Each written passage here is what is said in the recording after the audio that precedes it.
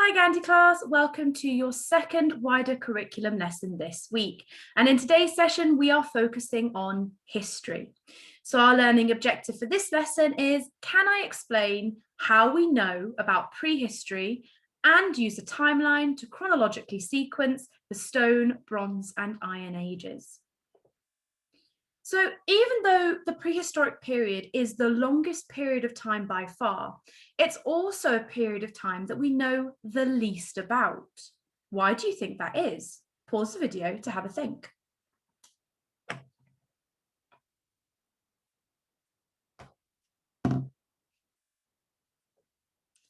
So this is because there are no written records. People didn't write in this time, so there is nothing written left behind that we could read to find out about them. So in that case, if there are no written records, how do we know about prehistory? I'm going to show you something. Okay, so here I have my bin. And I'm going to empty out my bin for you guys to see what's in there. So, empty this all out. Okay, so let's have a look through and see what we can find. Okay, so the first thing I can see is a big bottle of what would have had water in it. So we can see that this person was drinking water, which is a very healthy thing to do. So they're keeping their water intake high. We can also see that this person has been sharpening pencils because there are pencil sharpenings left. So if we can see that there are pencil sharpenings, what does that suggest to you? Great work. It could suggest that this person uses pencils to write and that they were sharpening a pencil because their pencil had become blunt. We can also see that this person drinks tea, and that's because there is a tea bag left behind in the bin. We can also see that this person has been eating digestive biscuits. So using some of our own knowledge, we could probably suggest that this person would have had a cup of tea and some biscuits together at the same time. We can also see that this person would eat grapes, as we've got a leftover box, and we know it's grapes because it says on the front, red seedless grapes, and inside we have got a vine where the grapes would have come off of. So we know that from this, that this person probably ate quite healthily. And again, we've got another bit of fruit left behind, which is a banana skin. So we've got the bit that you wouldn't eat from a banana. And this, again, would also suggest that this person's trying to get their 5 a day of fruit and vegetables, because we've got this as well as the grapes. We can also see that this person drinks coffee because we've got a coffee capsule. Now looking at it, it may be a bit difficult to figure out what it is unless you know what it is. So you might have had to have done a bit of research to find out exactly what this object may have been. We've got an empty packet of Kit Kats. So we can see that with the Kit Kats and the digestive biscuits, that maybe this person has a little bit of a sweet tooth and they enjoy eating chocolatey things. And we've also got a bottle of deodorant. So this probably suggests to us that maybe this person wants to make sure that they smell nice. So with prehistory, we only know about prehistory because of what was left behind. So we know about this person from looking at the bin because of what was left behind from the bin. So from the Stone Age, we know about the Stone Age because they left behind lots of things that they made with stone. We know about the Bronze Age because, again, they left lots of objects behind made from bronze, sorry. And we know about the Iron Age because they left behind lots of things made from iron. Now, this also links to our topic about dinosaurs back at the start of year 3. Dinosaurs are a part of prehistory. They couldn't write, but we know that they existed because of what they left behind, and what they left behind was their bones. Archaeologists work like detectives looking for evidence, and they use this evidence to build up a picture of the past. So just as I went through the bin, I was making assumptions and inferences from what I had seen. So I suggested that maybe because this person likes drinking tea and they're eating cookies, they might have eaten them together, because we know that that's something that people tend to do. So archaeologists then work like these detectives to build up a picture of what could have happened in the past and what the objects could have been used for. The remains of homes and temples show how people lived and how they worshipped their gods.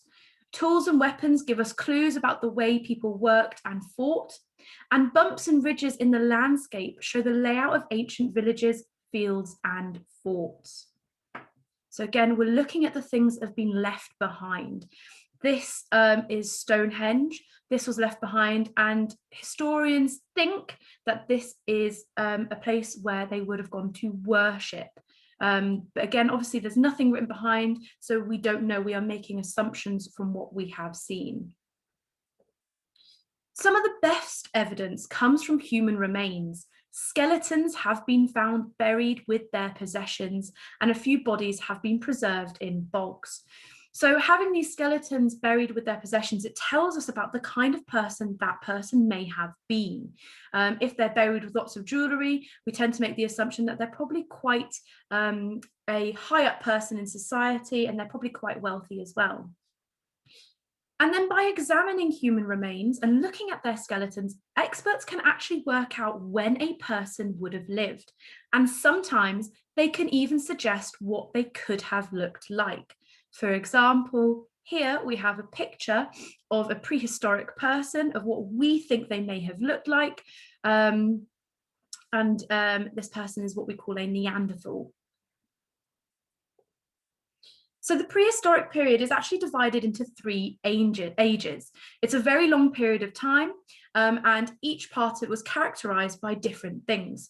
So these three periods are divided into Stone Age, Bronze Age, and Iron Age. So the Stone Age, 500,000 BC to 2,500 BC, this age lasted for over 2 million years, and it's often divided further into three different periods: the early, middle, and late Stone Age. And they also have another name, which I'm going to share with you shortly. So Britain changed a lot during this time. And during the early stages, huge ice sheets covered most of the country.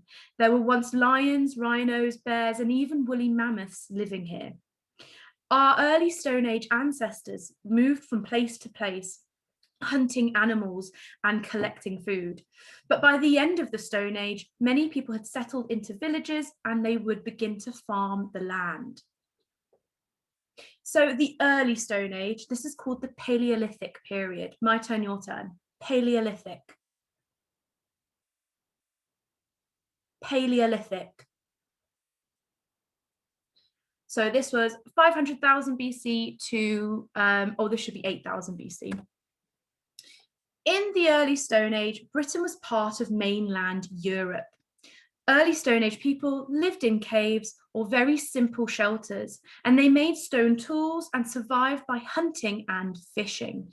And here is an example of a stone tool that was made. And then the way they would make these tools is by taking two stones together and hitting them against one another until one had a sharp edge. Then this is the Middle Stone Age, which is also called the Mesolithic. Mesolithic. Mesolithic. So during the Middle Stone Age, Britain was linked to Europe by a strip of land, and this was called Doggerland. So people in Britain began to set up camps along the British coast and on river banks. Hunters were often working together as a team, and they would use spears, bows, and arrows. People also tamed wolves so they could work as hunting dogs to guard their camps. And the Middle Stone Age was from 8,000 BC to 4,000 BC. Okay, my turn, your turn. Neolithic. Neolithic. So this is the late Stone Age, from 4,000 BC to 2,500 BC. Britain became an island at the start of the late Stone Age. So it began looking how it does at this point, not exactly as it was a bit closer to Europe, but as time moves on, Britain then moved further away. But this was when Britain became an island. And during this period, people learned how to farm. They would clear large areas of land and settled down to live in small communities. Neolithic people used flint, antler, and bone to make tools and developed the skill of making clay pots. They buried their dead in large tombs known as long barrows, just like the one in this picture here. And they built huge stone circles for outdoor ceremonies. Now we're moving on to the Bronze Age. So this is a different period of time. That was all the Stone Age, but split into 3 different parts. And now we're moving on to the Bronze Age. So this was from 2500 BC to 800 BC. In the Bronze Age, ancient Britons learnt how to work with copper, tin, gold, and bronze. Bronze Age people lived in small communities led by a warrior chief, and they gathered together for religious ceremonies and built circular tombs, known as round barrows, for important men and women. The Beaker culture also spread to Britain. The Beaker way of life involved making pottery and metal, holding feasts and building stone circles. So this here is an example of something made in the Bronze period of time, the Bronze Age. And the Iron Age, which was 800 BC to AD 43. So people in Britain learnt how to make iron around 800 BC, and they used it to make their tools and weapons. During the Iron Age, farming flourished, so lots of people began to farm, and the British population grew very fast. However, tribes fought against each other a lot, so many people would live in hill forts to protect themselves. So this is when you build a fort on top of a hill. The Iron Age ended in Britain in AD 43 when the Romans arrived, and slowly people stopped living in tribes and began to follow a Roman way of life. And here is an example of a shield made out of iron. Okay, your task. You are going to organize these periods of prehistory in chronological order on the timeline below.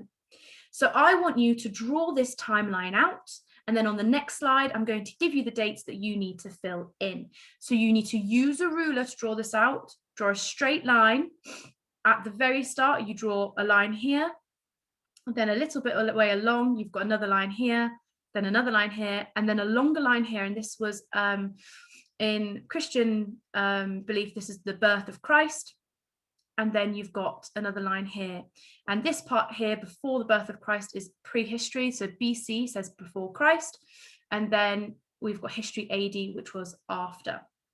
So please pause the video here to draw out this timeline.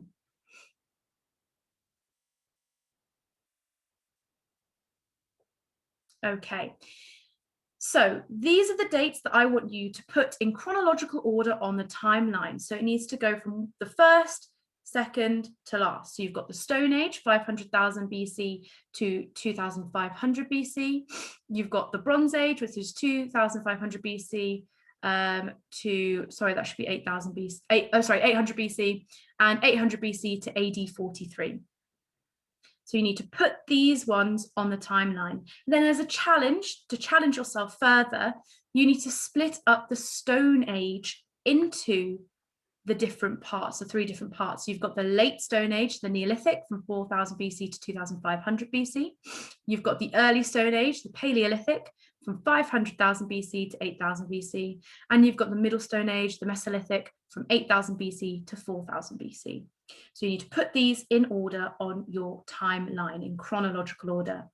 Please make sure you upload your work to Tapestry Gandhi class, and I will see you next time. Bye.